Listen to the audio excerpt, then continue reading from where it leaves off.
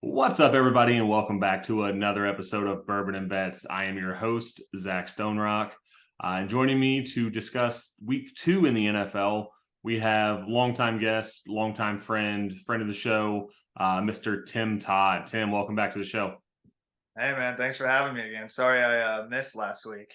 Nah, it's all good, man. I'm just glad that you're here today.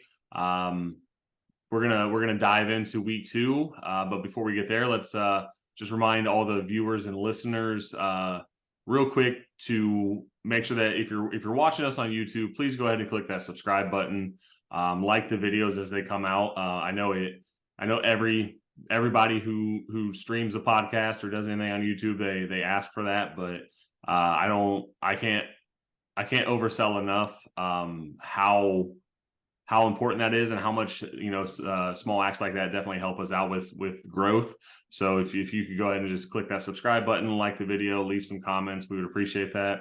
If you're listening to us on a podcast platform, go ahead and follow us, subscribe to us on any of those platforms as well, and leave us a 5-star rating. Once again, all of that stuff goes a very long way.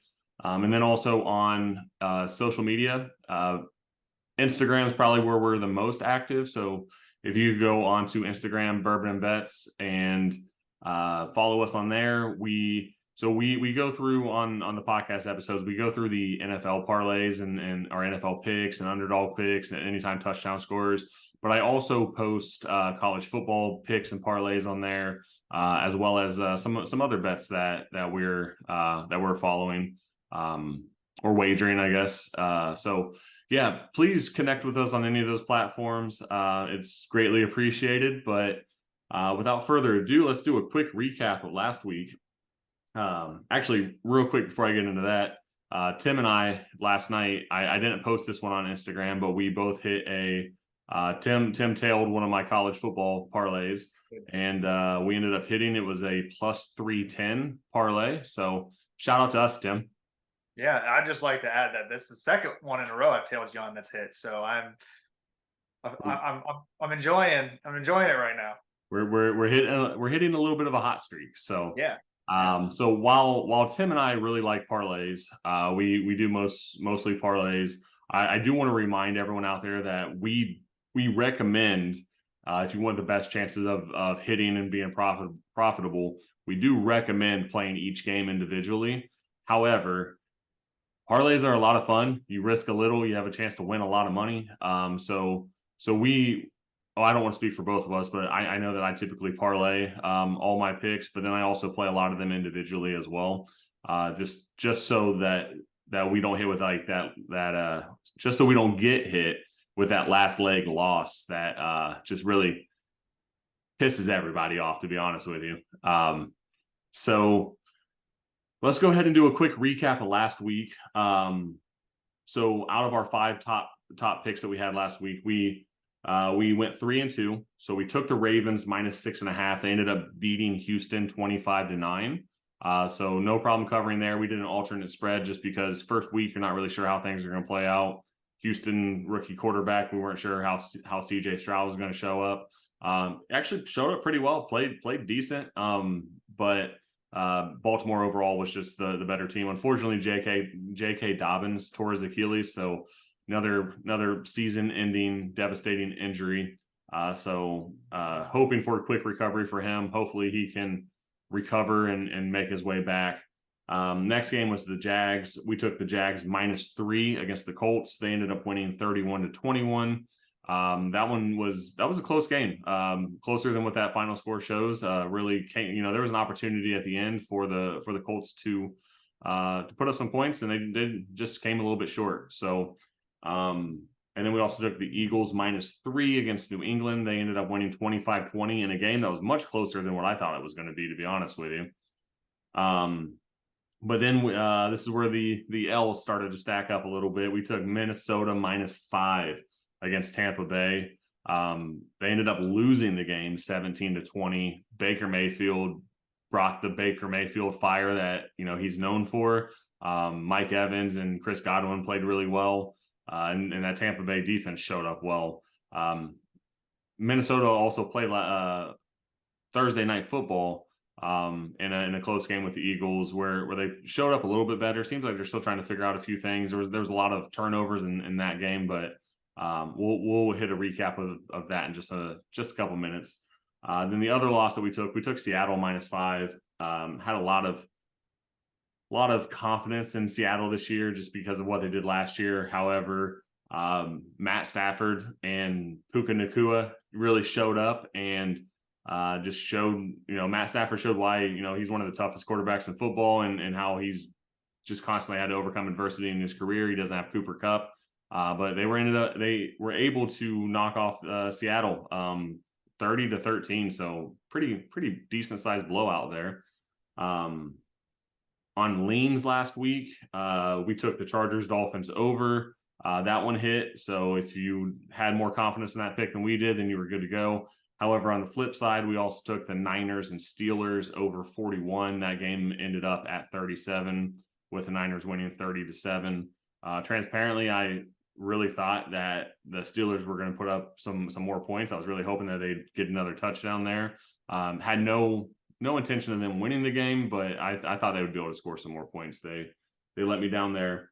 Our underdog pick last week was the Las Vegas Raiders +145. That hit. They ended up winning that game 17-16, as close as you can get. Against Denver there. And then the anytime touchdown picks. So Madison, Pollard, and Eckler all found the end zone.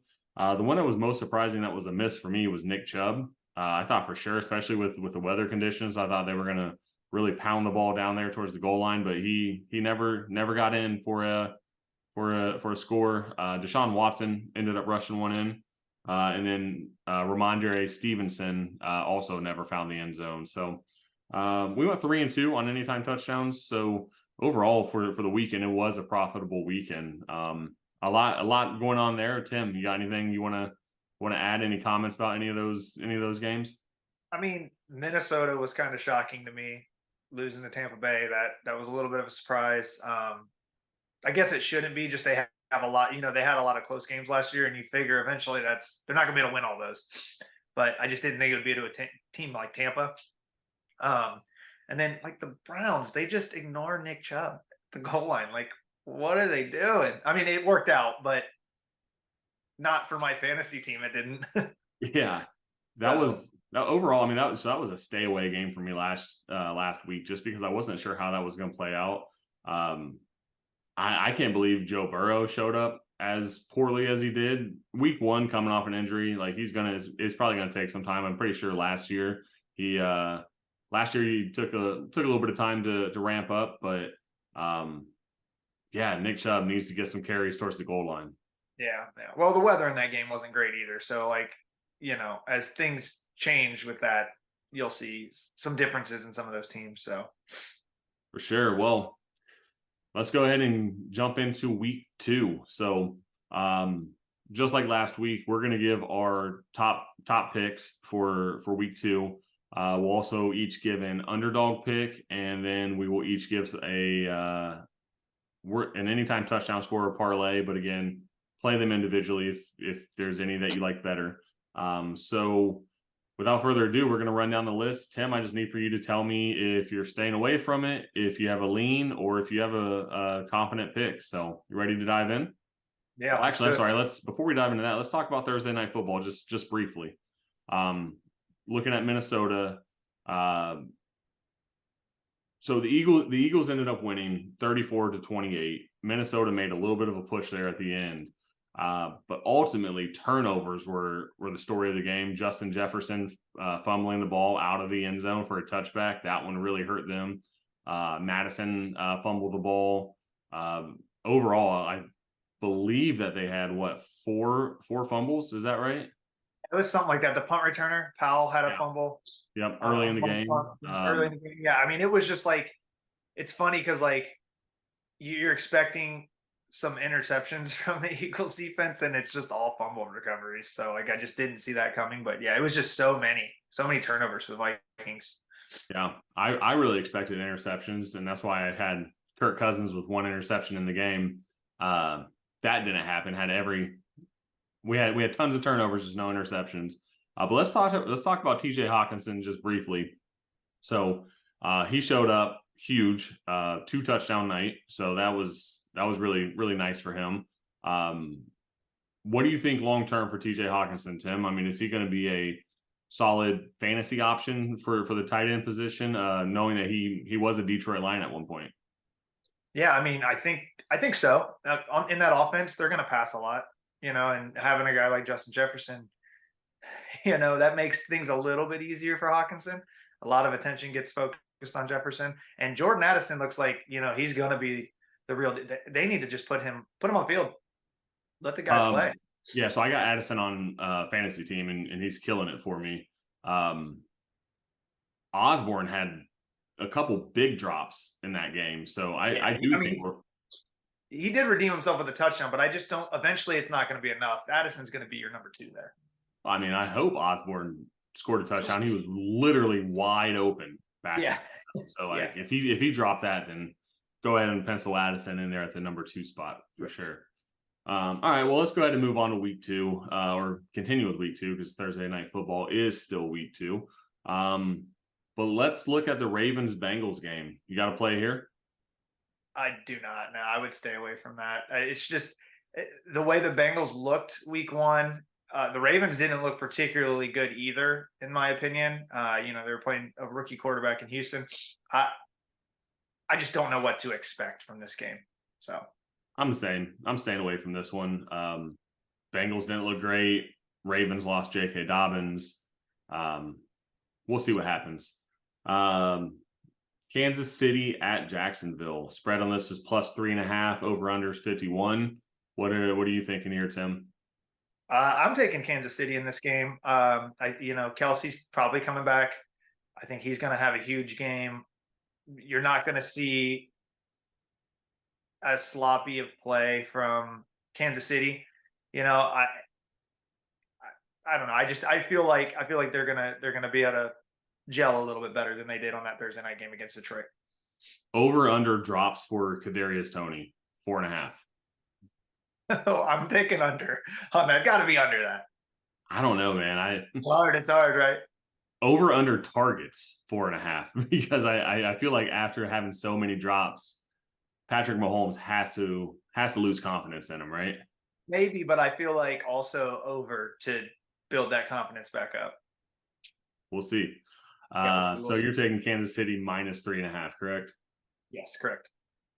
I would lean over in this game. I think we're going to see some scoring. Calvin Ridley looked amazing last week. Travis Etienne is going to get going a little bit, but I think Kansas City, as we've seen year over year, when that offense gets going, they can score some points. So I would lean towards the over of 51 in this one. Okay. Raiders at Bills. Oh, what's I know it's like what, 8.5? -8.5, and the over under is 47. If anything, I would. Oh, I'm staying away from it. First Really? off, I don't like the spread. Buffalo looked awful last week. So, I mean, and again, they were against a very good defense, which is not the Raiders. But just on the off have a solid defense. The Raiders do have a solid defense. Yeah, but it's not the Jets. It's not the New York Jets defense. Sure. Just on the off chance that there are problems with the Bills offense, I'm staying away from this one for this week until I see them like turn it on. But I could very well see, like, if I'm leaning towards it, I'm leaning towards taking Buffalo, even with the spread, but I would stay away from it. Okay. I'm taking an alternate spread. I'm gonna go ahead and take Buffalo -6.5. I think Buffalo wins, but I think it could come down to a touchdown. Yeah. I'd be more comfortable higher on the Raiders than most people. That's why I took them with the underdog pick last week. They didn't show up amazingly, but I don't think that they're a bad team. So I'm taking the Bills -6.5 at -157. Seattle at Detroit. Excited to see what you think here. Spread is Detroit -4.5, and the over under 47.5. So this one's interesting. I as a personal thing, I don't like betting on Detroit. I don't. They've already broken my heart enough this year, or this year, but this in a lifetime. However, I will say their defense looks a lot better. I don't think you're going to get that shootout game from last year that they had, 48-45 game. Um, Seattle has a lot of offensive line problems right now, and that's not good when you got a guy named Aiden Hutchinson on the other side.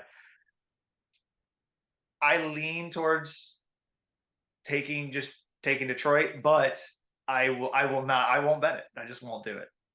Do you think Seattle's going to have the same game plan of having their right tackle line up as an H-back? No, because the NFL has already come out and said like that's no more. Like it's funny how that happens after teams play Detroit. Like it's all the time. Yeah. So it's fine. It is what it is. Detroit did not break down and lose that game, so it's not like the old Lions. So fix it, NFL. We don't have to deal with it anymore. I do have a play here. It's another alternate spread. I'm gonna buy it down to -3.5. Because I could see this game being like 31-27. So I do think Lions win. I think that they win I could see them winning only by 4. So I would hate for that half-point hook to catch me. So bought it down to -3.5. I'm thinking, we're probably gonna, depending on how Seattle shows up. I mean, I have full confidence that Detroit can blow this game wide open and win it by 20 points if they needed to. But then I could also see this game, like I said, coming down 31-27, where the Lions are down in the fourth quarter 24-27 and have to score that touchdown to go up. So yeah, Seattle's defense is just going to have to show me something better. I mean, they just did not look good at all last week, and historically, Jared Goff at home in the dome is good. It's a good thing. So I'll take it. Next pick, we have the Chargers at the Titans. Titans are +2.5 here. Over under 45.5. Okay, I leaned. No, not even lean. I'm going to take the Chargers. So am I. -2.5. I would even possibly lean towards the over, but the only thing that scares me with that is, you got Austin Eckler, who we don't know if he's playing. So I don't like that. But also, the Titans looked awful last week. But the Chargers defense is just not good either. So it's there's a lot of things in this game. I'm just going to comfortably go with taking the Chargers at -2.5. Yeah, I'm taking the Chargers -2.5 as well. I just think that the quarterback matchup, I'm taking Herbert over Tannehill. The receiver matchups, I'm taking Allen and Williams over Nuke and Burks. If you look at the matchups across the field, the Chargers have the advantage. However, the Chargers have lost games or they have that same advantage in the past.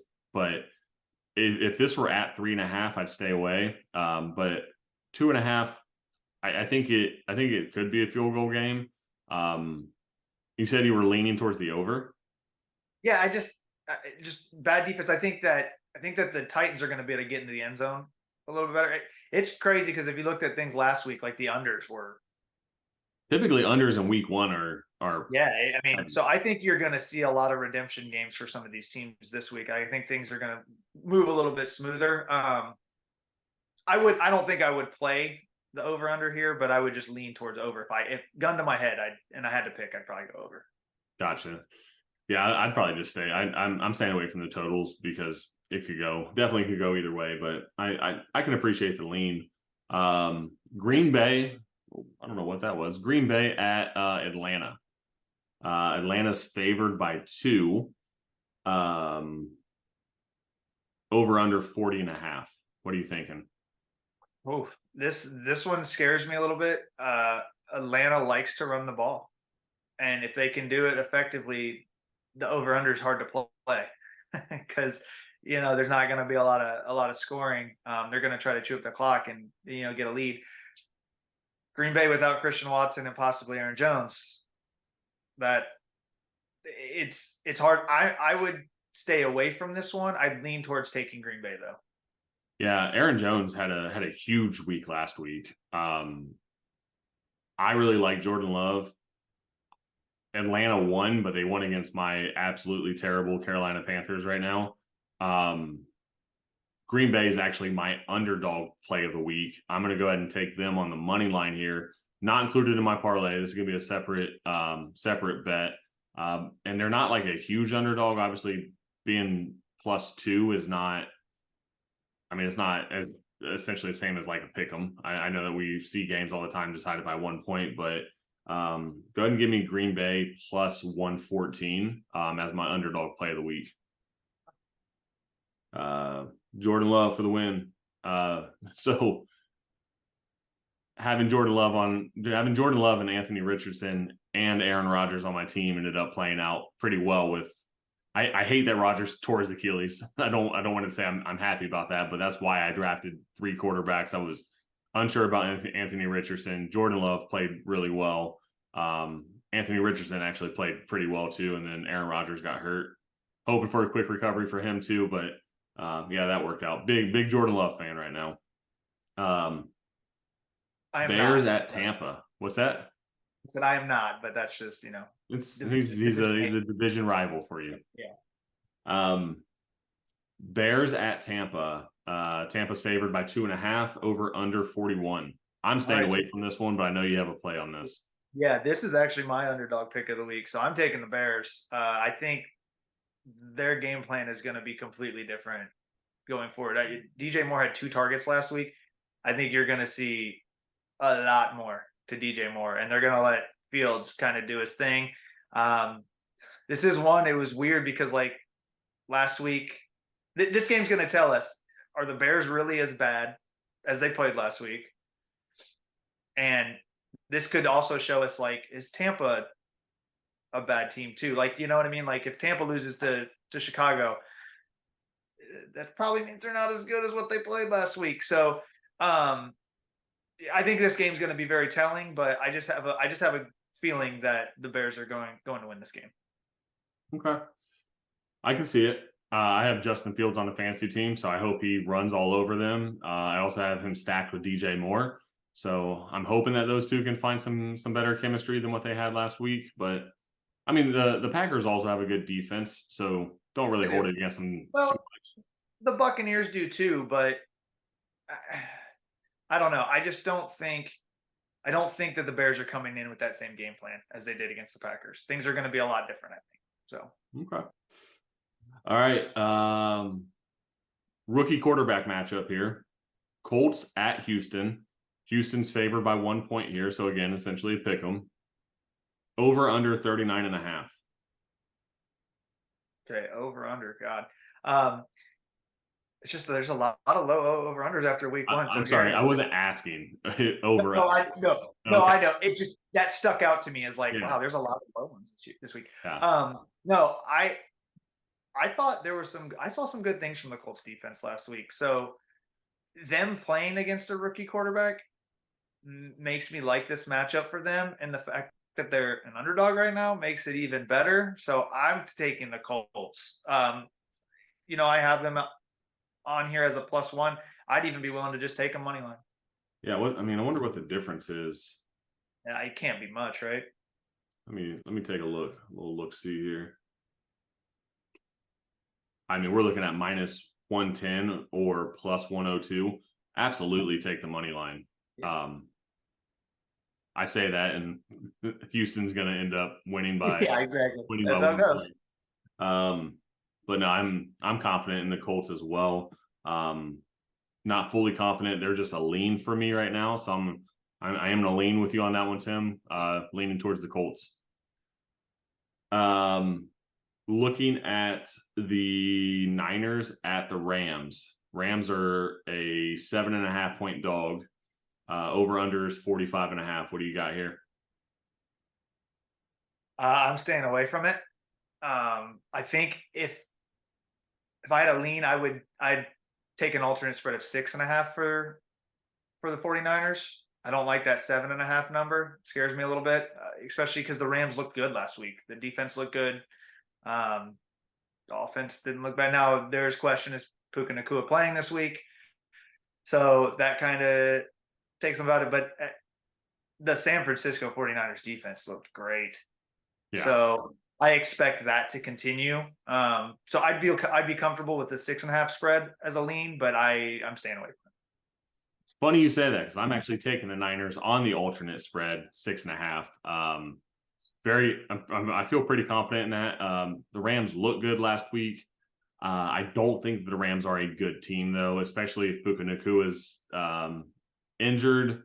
Even if he plays, he probably won't be at 100%. I like Stafford. I want to see Stafford still continue to win. I just don't think the Rams are as good as what they showed up last week. Go ahead and give me San Francisco minus 6.5. Buying that extra point takes the odds to minus 134. So still a lot of value there.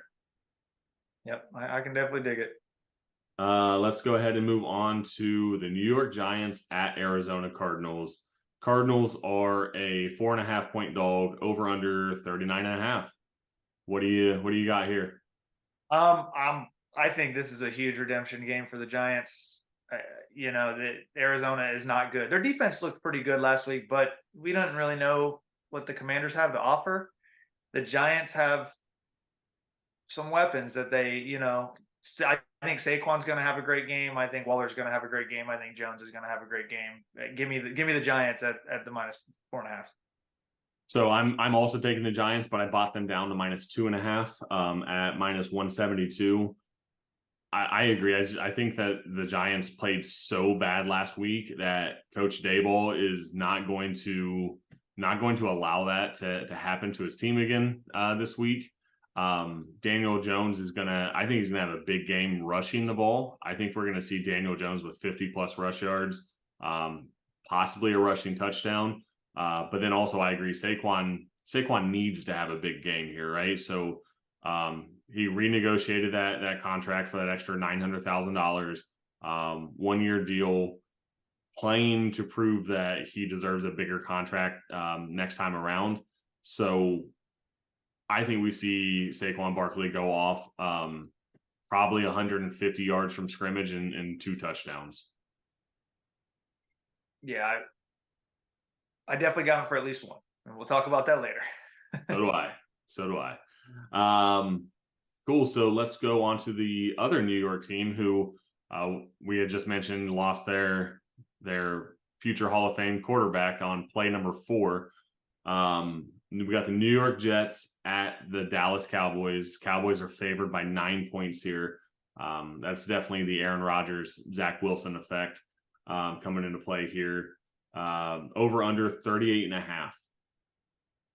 What do you got? I think this is another one that I just stay away from based on spread and over under.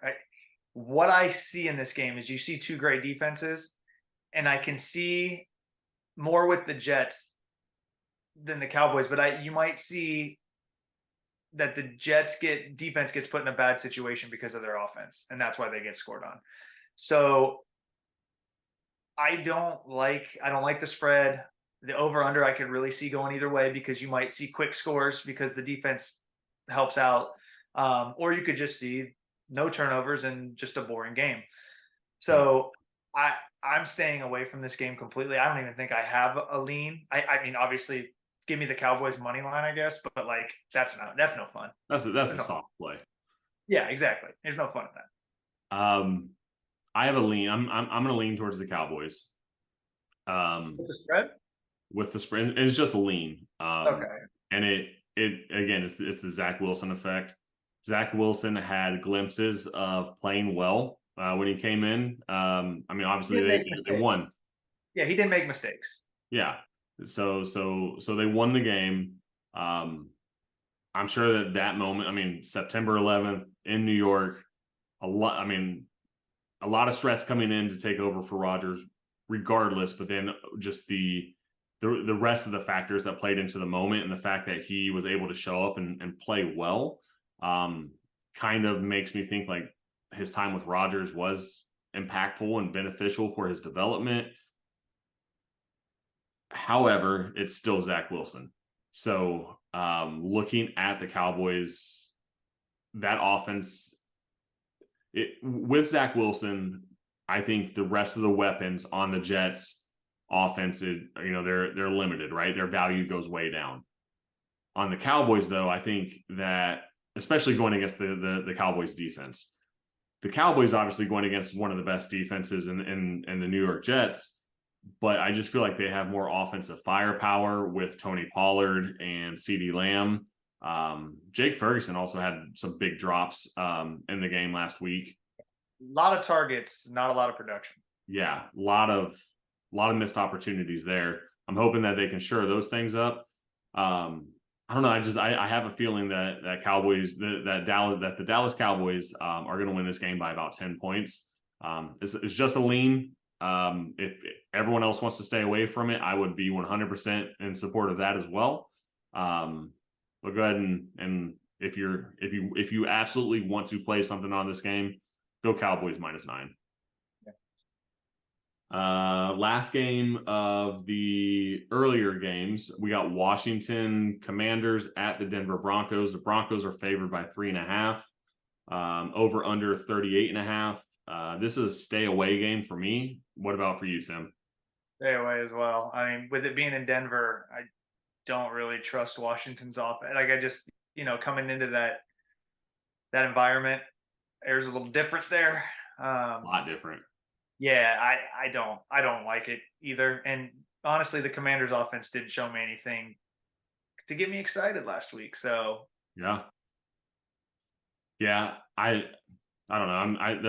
I think the jury's still out on Denver about whether Sean Payton has made the changes that everyone expected him to make with that program. it also doesn't help that he's already blaming Nathaniel Hackett for what he can't fix, it seems like. So that's just a weird Hackett was there for 1 year. Like, you don't put irreversible changes into an organization after 1 year. And then, I mean, we looked, Denver lost to the Raiders last week, which again, I think Raiders are a better team and they should have been favored in that game. Washington, I was high on last week, and they struggled with the Cardinals, who I said, or who I actually still believe is they're gonna finish with the worst record in football. I need more from these teams before I make a confident pick. So let's move on to Sunday Night Football. We got Miami at New England. New England's a 3-point dog, over under 46.5. Man, that Miami offense looked great last week. I mean, it was, and I know it was against the Chargers, but the Patriots offense looked better as well. Like, I would honestly, I just go over on this game. I'd go with the over. I think the Patriots defense is good, but that Miami offense is really good. So I think they're going to score points, and I think the Patriots are going to be able to keep up enough to make the over hit. Are you leaning towards the over, or are you taking the over? No, I would just take the over. Okay. I'm going to take Miami in this one. Miami -3. As you mentioned, their offense looked amazing. Tua looked really good. I was hoping to see more out of the Patriots running attack last week, and it just wasn't really there. Eagles are different, though. Eagles are different. I think you're going to see something different against the Miami defense. Yeah, we'll see. Look what they did to Madison on Thursday night. Like, their run defense is very good. They're not going to play the Eagles every week. So I think Ramondre will be fine.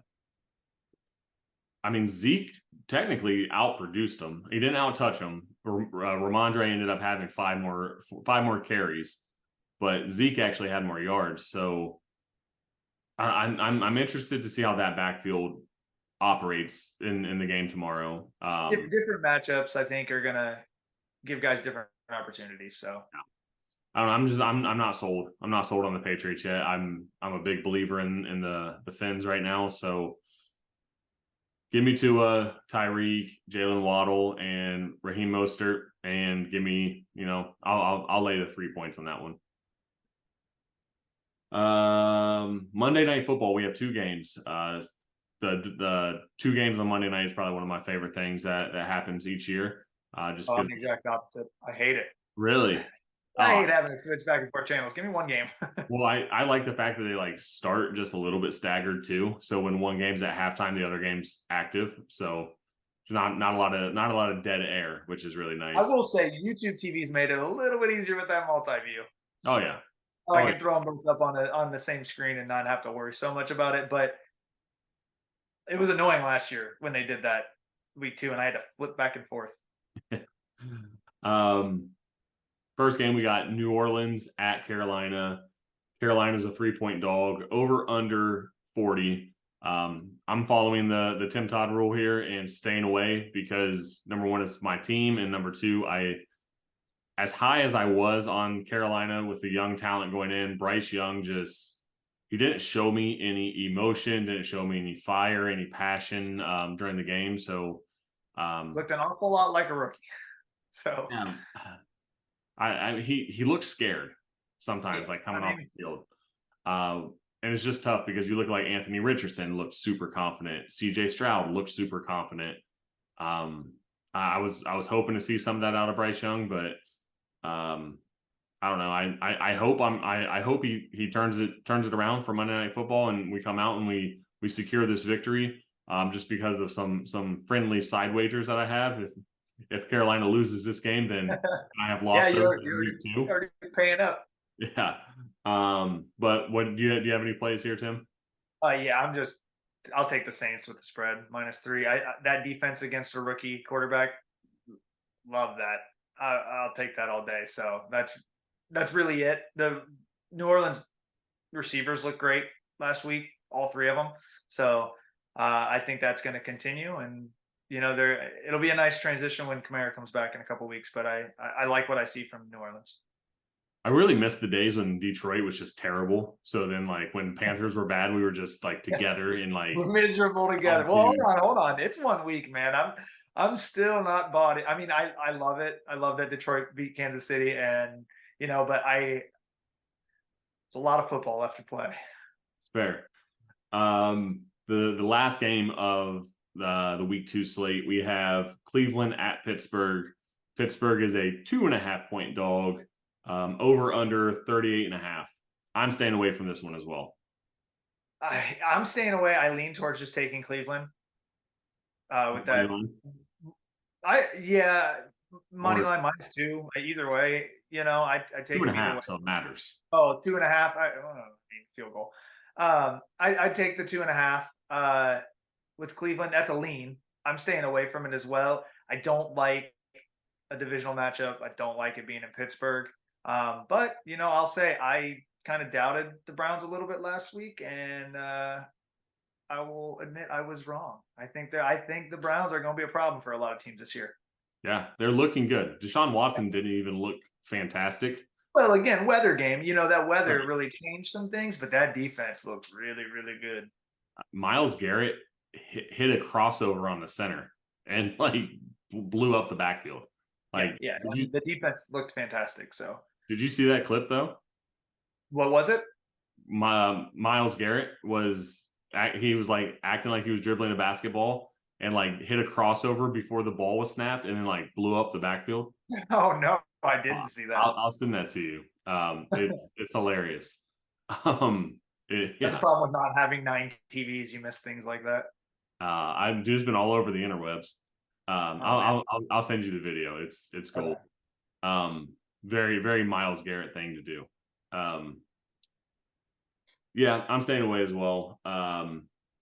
Yeah, we'll see how this game goes. I also just lost my train of thought if we were still talking about this game or not, but let's go ahead and summarize our picks. Since we both don't have a solid pick on that game. I'll let you go first. Go ahead and put all your picks together, and then let me know what the parlay would be if the listeners wanted to parlay and follow Tim Todd.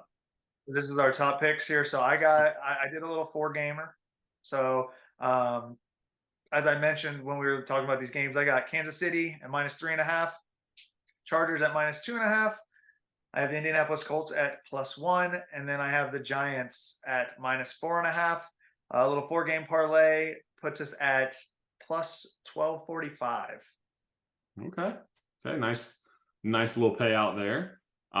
So I have I believe mine's a 5-game. It is a 5-game. So I'm taking the Bills -6.5, Detroit -3.5, Chargers -2.5, Niners -6.5, and the Giants -2.5. Did I do a 6-game? Hold on. Let me just see what I actually like entered into my. Let's say that sounded like 5. Well, there's another one too. I got Miami -3. Gotcha. It is a 6-game. Yep. So Miami -3. With a okay, that makes sense. I was like, man, that those odds look really high. Plus 20, plus 2,814. So Better pay. yeah, I like that. I mean, it's a really 6 nice games. payout. So again, just because there was some confusion there. Bills -6.5, Lions -3.5, Chargers -2.5, San Francisco -6.5, Giants -2.5, and Dolphins -3. My underdog play is Green Bay at +114, and you're taking the Bears. What are they at? Well, I looked at them. I didn't look at it money line. I looked at it with the +2.5. It's at -102. Let's look at it with the money line. You think the Bears are going to win? Yeah, I think the Bears are just going to win. Okay, I let me. picked them in my pick them and everything. Love it. Of course, now my app's running a little bit slower. Please hold. Yeah. How it goes. Insert hold music. My phone's just going crazy here. I'll come back to it. No, I got it up here. Give me a second. There it is, +120. So taking the Bears +120. So those are our picks for the games. Now let's put together some anytime touchdown picks and parlay. So